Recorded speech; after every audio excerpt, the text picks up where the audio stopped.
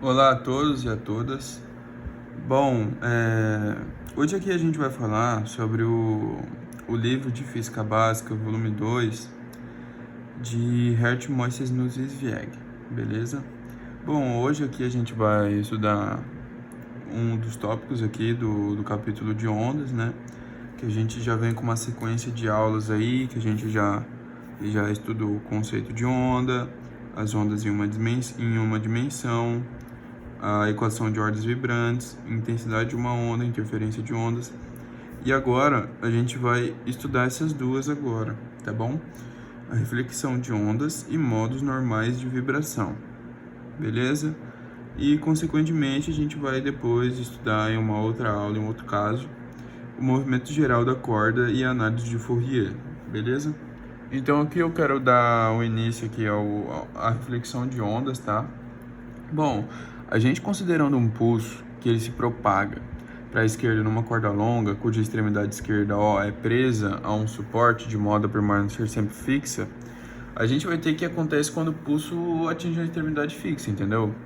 Então, seja que G ele em função de x mais vt, a função que descreve o pulso incidente, ele vai ser atingido na extremidade, representado por essa primeira fórmula aqui da 5.6.1, tá bom? Bom, a condição de que a extremidade x ela vai ser igual a zero, ela permanece sempre fixa, se exprime por essa segunda formulazinha aqui, tá? Que é o y em função de zero e t que é igual a zero para qualquer t, qualquer tempo, beleza? Bom, uma condição desse tipo pode ser chamada, por ser dada no contorno, periferia da corda, se chama condição de contorno. A solução geral da equação de ondas é dada pela 5.3.10, que foi estudada nas aulas passadas, tá bom? Bom, que aí a gente vai ter esta terceira formulazinha aqui, tá bom? Só ir marcando aqui, tá? Nessa terceira formulazinha, que a gente vai ter, consequentemente, esta quarta fórmula aqui que não foi representada como uma numeração, porque ela é a solução geral da equação de ondas, tá? Então, a gente vai ter que ela vai determinar uma incógnita, que vai ser o f de x'. E esse f de x', a gente vai obter a fórmula 4 aqui, ó, que ele vai ser igual a menos g menos x', tá bom? Bom, agora a gente vai ter que a 5.6.5 ela vai fornecer a solução do problema, que vai ser y em função de xt igual a g vt mais x menos g vt menos x, tá bom? Vai ser a nossa sexta fórmula. Só fechar aqui, beleza? Onde o g ela é conhecida pelo pulso, tá? A 5.6.6 ela vai satisfazer a equação de ondas. Me desculpe. E a condição de contorno, tá? Como se verifica imediatamente. Agora o segundo termo da 5.6.6, que só aparece depois que o pulso incidente atinge a extremidade fixa, propaga-se para a direita e representa um pulso refletido, representado na figura 5.19, que eu não representei aqui para vocês, pessoal, tá bom? Bom, podemos representar graficamente a solução por meio do seguinte artifício. Imaginemos um prolongamento da corda para x menor que zero, em linha interrompida na figura 5.20, tá bom? Para t igual a zero. Bom, pulso no prolongamento fictício, pulso refletido, dado pela... tá. Depois tratamos a corda e seu prolongamento como se fossem uma só corda limitada, em que o pulso incidente se propaga para a esquerda e o refletido para a direita, tá? Já a 5.6.6, ela é uma superposição dos dois pulsos para x maior que zero. Depois de algum tempo, ela vai propagar na corda como x maior que zero, somente o pulso refletido, tá bom? Então aqui a gente está basicamente dando esse exemplo aqui da 5.20, tá, pessoal? Bom, a gente vai ver aqui que o pulso ele volta invertido após a reflexão. A reflexão numa extremidade fixa produz uma defasagem de 180 graus. A razão física deste resultado é que ao atingir a origem, o pulso iria provocar um determinado deslocamento, para permanecer fixa. A extremidade tende a reagir, reação de suporte, produzindo um deslocamento igual e contrário que gera a imagem invertida. Bom, a extremidade livre, ela significa que também a gente pode considerar o que acontece quando a extremidade da corda é livre em lugar de ser fixa. Ou seja, não atua sobre ela nenhuma força transversal. Entretanto, ela continua atuando a força de tensão, T, que foi suposta uniforme ao longo de toda a corda, de modo que essa força tem de ser horizontal, tá bom? Agora, pela 5.4.1, a condição de extremidade livre, ela é, portanto, esta formulazinha aqui, retomando, tá, pessoal? Ela vai ser f de y em função de 0 e t, igual a menos t a derivada de y sobre a derivada de x, em função de 0t, igual a 0, tá bom? Para qualquer t, para qualquer tempo, tá? O que significa que a tangente à corda na extremidade permanece sempre horizontal, tá bom? Agora, pessoal, a gente analisando essa figura aqui, ó, essa figura 5.21, me desculpe. Então, ela mostra uma forma de realizar, na prática, esta condição.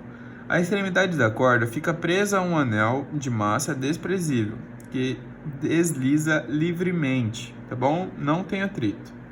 Sobre uma haste vertical, de modo que f de y é igual a 0, embora a corda continue distendida com tensão T.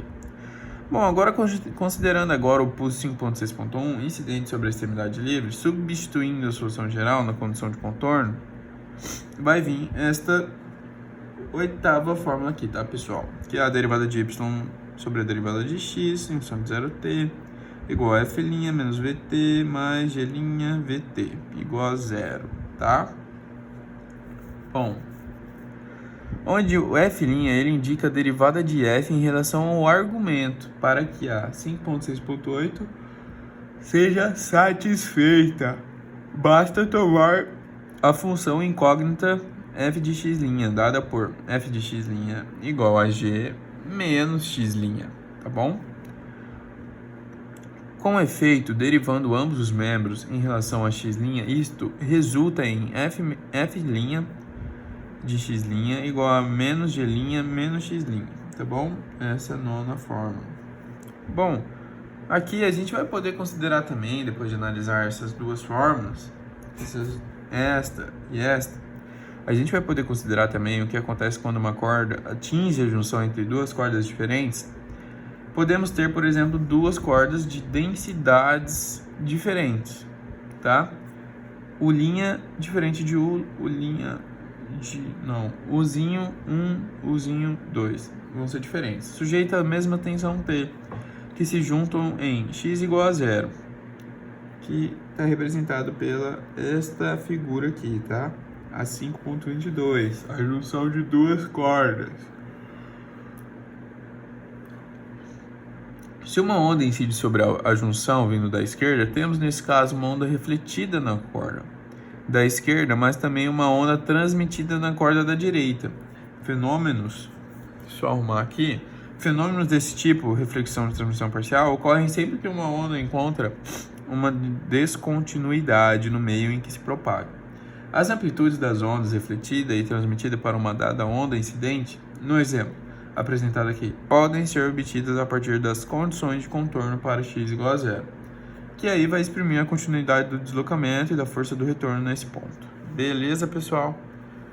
Bom, agora dando sequência, a gente vai falar sobre os modos normais de vibração, tá?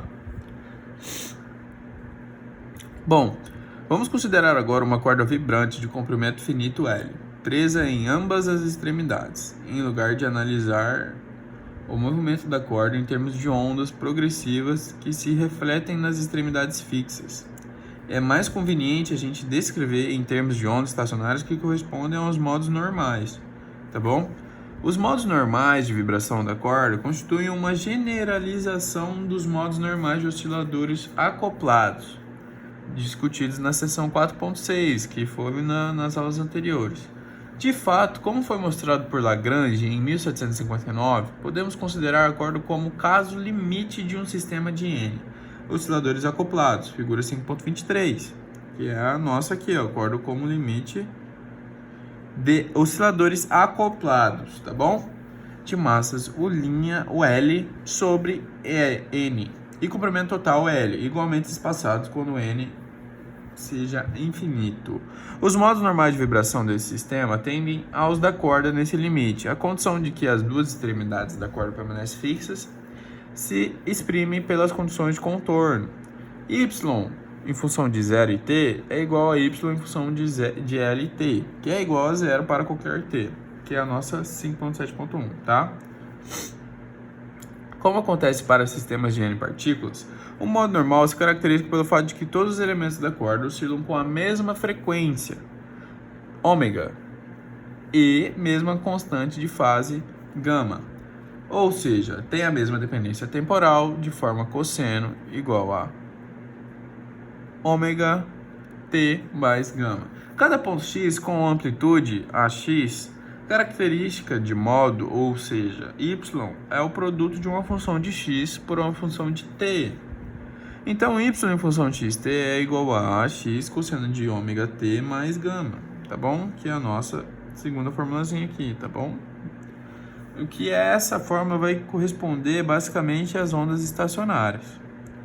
Como o y é em função de x e t, ele deve ter uma solução da equação de ondas. E se a gente vai ver aqui a 5.224, a gente vai obter, substituindo a 5.7.2, a gente vai obter essa fórmula bem maiorzinha aqui, tá bom? Bom, ou seja, a gente vai ter esta 5.7.3, tá, pessoal? Bom, a solução geral da 5.7.3 vai ser essa daqui de baixo, tá bom? Entretanto, para que a 5.7.2 satisfaça as condições de contorno, 5.7.1 é preciso que se tenha a amplitude equivalente a zero igual a A equivalente a, zero, a L igual a zero. Bom, pela 5.7.4, a primeira das condições resulta na nossa formulazinha 5.7.6 aqui, tá, pessoal? Nessa daqui, ó. Bom, e a segunda condição resulta então em AL igual a B seno de KL igual a zero, tá? A nossa sétima aqui, ó. Tá bom? Como B é diferente de zero, caso contrário, teria de ser y igual a zero. Esta condição só pode ser satisfeita para valores discretos de Kn, da variável K, dados por formulazinha 8 aqui, tá? Bom, a gente vai obter aqui que os valores correspondentes de ômega são as frequências dos modos normais de vibração. Então aqui a gente vai ter um valor para ômega. E aqui, consequentemente, a gente levando na 5.7.6 e 5.7.2, obtemos finalmente as expressões dos modos normais de vibração, que vai ser esta formulazinha bem maiorzinha aqui, tá, pessoal? Esta formulazinha bem maiorzinha, tá bom? Bom, a gente vai ver que as ondas estacionárias análogas às que foram consideradas na seção 5.5, o comprimento de onda lambda n, ele vai ser associado ao modo n, tá? E vai ser o que? Lambda n igual a 2π sobre kn igual a 2L sobre n, sendo que o n ele vai ter que ser igual a 1, 2, 3 e aí infinito, tá, pessoal? Bom, os modos de vibração mais baixos estão ilustrados na figura 5.24. O modo de ordem n contém precisamente n semicomprimentos de onda e tem n-1 nodos, pontos n. Além dos extremos fixos, a figura 5.24 deve ser comparada com as figuras 4.21 e 4.22, que podem ser considerados como aproximações dos modos mais baixos pelos modos de um sistema de um número finito de osciladores acoplados.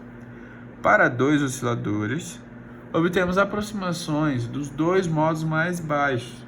Para 4, temos 4 modos, que aproximam os modos com n igual a 1 até n igual a 4, da corda contínua, aproximando melhor os dois primeiros do que com 2 osciladores e assim por diante. E aí, pessoal, aqui no livro ele mostra que uma figura, que ela é a figura 5.24, ela representa uma representação dos modos normais de vibração, que são basicamente ondas, tá bom? Que aí tem o n igual a 1, n igual a 2, n igual a 3, n igual a 4, que cada N representa basicamente uma onda, tá, pessoal? E aí, de um outro lado aqui, ele tem uma realização experimental disso, que representa os nodos, tá bom? Então vamos lá, para a gente finalizar a aula de hoje. Para N osciladores acoplados, há N modos normais de vibração transversal na direção Y. A corda contínua corresponde ao limite N, que tende ao infinito, de forma que se obtém infinitos modos normais. E aí a gente vai obter a 5.7.12, tá, pessoal? Por conseguinte, utilizando a 5.3.6, a gente vai obter Vn. Vai obter essa formulazinha aqui para Vn e V1, tá bom? As frequências, elas são múltiplos inteiros da frequência V1, do modo mais baixo, que se chama modo fundamental. A frequência Vn igual a NV1 do modo N se chama N-enésimo harmônico da frequência V1. A expressão 5.7.13 aqui, né?